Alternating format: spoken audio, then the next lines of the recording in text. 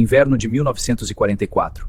Nos postos de escuta da inteligência alemã na Itália, operadores de rádio nazistas usavam fones de ouvido com frustração crescente. Interceptavam as frequências aliadas com precisão, mas o que ouviam vindo do setor ocupado pela Força Expedicionária Brasileira desafiava os criptógrafos mais brilhantes do Terceiro Reich. Não era um código militar padrão ou uma cifra matemática complexa. Era algo vivo, caótico e totalmente impenetrável para a lógica rígida da Wehrmacht. Os analistas alemães haviam sido treinados para decifrar os manuais americanos e britânicos. Eles sabiam prever os termos técnicos de Berlim a Washington. Mas quando os pracinhas entravam no rádio, a doutrina militar ocidental desaparecia. O jargão oficial dava lugar a uma avalanche de regionalismos, expressões populares e gírias de rua que mudavam de acordo com o sotaque de quem falava. Para a inteligência alemã, aquilo parecia um dialeto tribal intraduzível e completamente aleatório.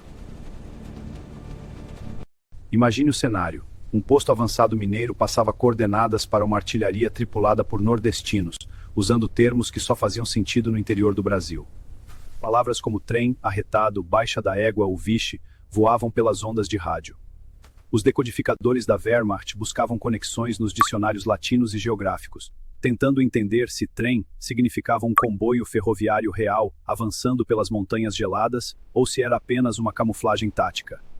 Esse caos linguístico não era uma tática ensinada em academias. Era a própria identidade do povo brasileiro se transformando em arma. Enquanto os generais aliados temiam que a falta de formalidade da FEB prejudicasse as operações, no campo de batalha o efeito foi o oposto. As comunicações brasileiras tornaram-se as mais seguras de todo o fronte italiano. Nenhuma linha interceptada pelos nazistas resultava em inteligência útil. O éter pertencia à cobra, que fumava e falava gíria. Como os alemães não conseguiam antecipar as ordens de ataque, as ofensivas brasileiras vinham como um choque absoluto. Movimentações de tropas inteiras eram combinadas em chamadas rápidas que pareciam conversas informais entre amigos. Quando os comandantes alemães finalmente percebiam que aquela algaravia no rádio precedia um bombardeio, os morteiros brasileiros já estavam em arco no céu, caindo impiedosamente sobre os bunkers fortificados da linha gótica na Itália. Em certas ocasiões, os pracinhas sabiam que estavam sendo gravados e usavam um dialeto para plantar desinformação pura. Um ai soltado no momento certo ou um mano fingindo pânico invertia a percepção do inimigo. Relatórios alemães capturados após a guerra revelaram que divisões inteiras da Wehrmacht mudaram de posição esperando um ataque massivo de flanco. Tudo porque interpretaram mal uma piada interna transmitida de forma barulhenta por operadores de rádio mineiros e paulistas. A frustração continuava mesmo quando os alemães capturavam pracinhas feridos. Ao tentar interrogá-los sobre os termos usados nas transmissões, os oficiais nazistas batiam de frente com uma barreira cultural intransponível. Os soldados brasileiros mantinham o tom informal, respondendo com expressões regionais que os tradutores de Berlim, criados na rigidez acadêmica, simplesmente não conseguiam processar. O soldado brasileiro permanecia um enigma, vivo mesmo sob a custódia do inimigo. O que Berlim considerava uma fraqueza de organização revelou-se o trunfo supremo da FEB.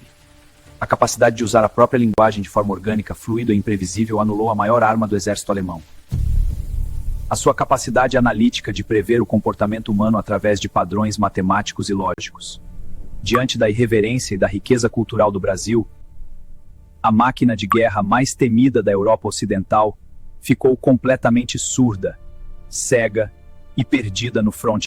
Ao fim do conflito, os diários da inteligência nazista deixaram registrado o respeito forçado por aqueles homens tropicais que não seguiam manuais. Eles provaram que a identidade de um povo pode ser sua blindagem mais poderosa.